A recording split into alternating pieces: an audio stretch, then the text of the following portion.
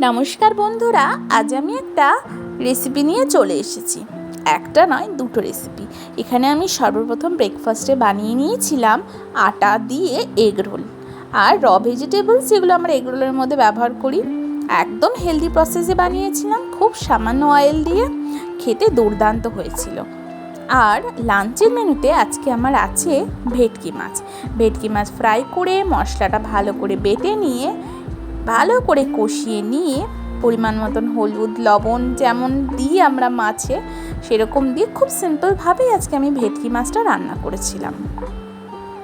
তারপর ঠিক নামানোর আগে কাঁচা লঙ্কা দেব।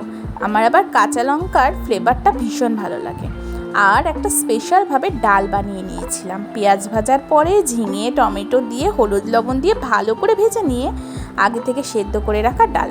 আর এই যে আমার লাঞ্চ মেনু, আলু আর করলা সেদ্ধ, যেটা আমার ভালো না লাগলেও আমাকে একটু খেতে হবে। আর যে ডালটা বানিয়েছিলাম ভেজিটেবলস দিয়ে, সেইটা। আর সাথে ছিল আমার স্পেশাল রান্না মাছ। মাছটা খেতে কিন্তু দুর্দান্ত হয়েছিল। সেদিন ভাত খাওয়াটাও একটু বেশি হয়ে গেছিলো। তাহলে আর দেরি কিসের, চ্যানেলটা সাবস্ক্রাইব করে দিন, আমি এদিকে খেতে থাকি। Thank you so much.